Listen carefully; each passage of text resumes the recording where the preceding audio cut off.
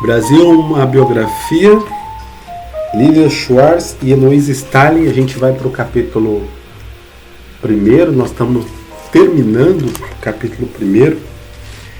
E aí eu queria dizer para vocês, deixa eu ver onde nós estamos. Nesse momento, um debate apimentado entre dois religiosos, Bartolomeu de Las Casas e Juan Ginés de Sepúlveda, opôs duas maneiras de entender os gentios e gerou modelos diversos de dominação. Para Las Casas, os nativos eram como rebanhos que precisavam ser ordenados. Já na visão de Sepúlveda, eles não eram humanos e deveriam ser obrigados a ganhar a humanidade. Além de batizados, tinham que trabalhar para se tornarem homens. Já para a coroa portuguesa, a guerra, apesar de entendida como um recurso extremo, era utilizada de forma recorrente pelos colonizadores, que a partir dela pretendiam provar, abre aspas, a inimizade desses povos e a fereza dos contrários. A própria coroa, sabendo dos abusos, procurava legislar e conter escravizações ilícitas, o que não impediu o assassinato de muitos povos em, abre aspas, guerras justas e criadas pela lógica europeia, que, de algum modo, também renomeava esses grupos, inventando para si aliados e inimigos.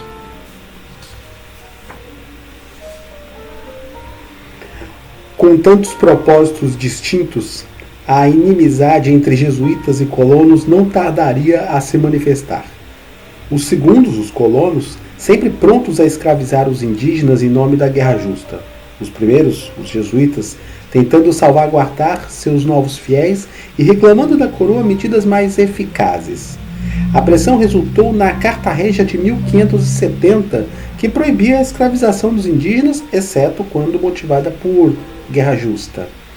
Já o rei de Portugal teve que arbitrar conflitos com grande frequência, nos quais os religiosos acusavam a ganância dos colonos e esses colonos alertavam para a hegemonia dos jesuítas.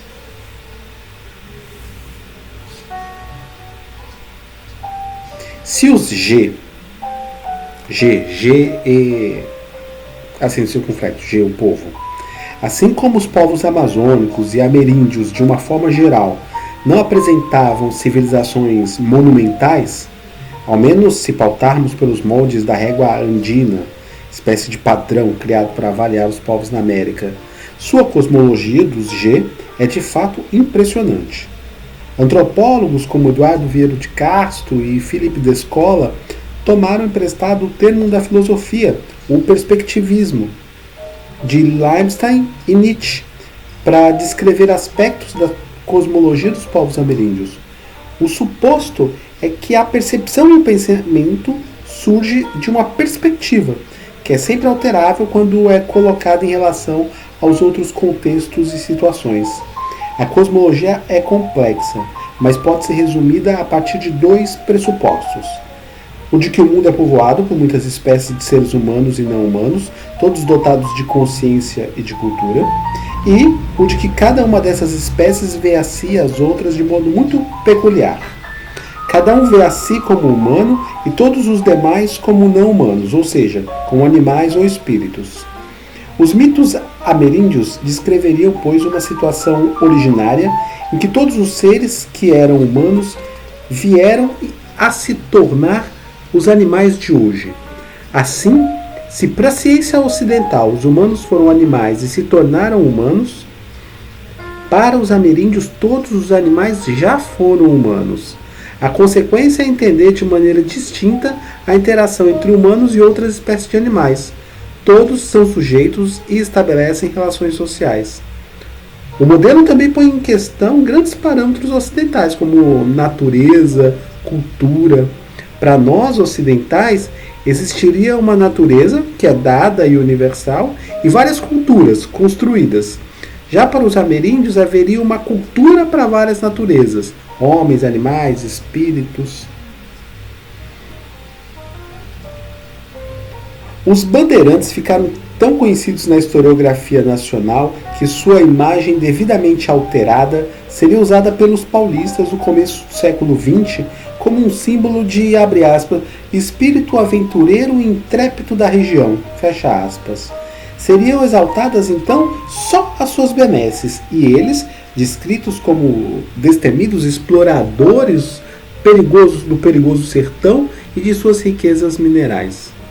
Já a violência inerente à atividade, bem como a empresa de aprisionamento de indígenas, permaneceria esquecida. O fato é que o círculo vicioso montado nos idos dos séculos XVI e XVII era dos mais perversos. A escassez de mão de obra nativa levava à intensificação e interiorização das expedições, que fazia novos escravos e expunham as populações indígenas à grande mortandade, por conta tanto das armas como das epidemias. De toda maneira, um tempo longínquo, perdido nesse local que recebera um nome, mas era ainda desconhecido em suas fronteiras e sertões, os indígenas seriam entendidos como a personalização do novo, uma nova e estranha humanidade.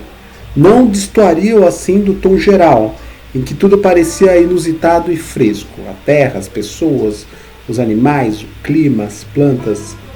Certo estava o padre Cardim, que escreveu um tratado ao qual deu o título de Do Clima e da Terra do Brasil. Concebida entre 1583 e 1601, a obra só seria traduzida para o inglês em 1625, como um relato anônimo, e integralmente publicada em português apenas no século XIX.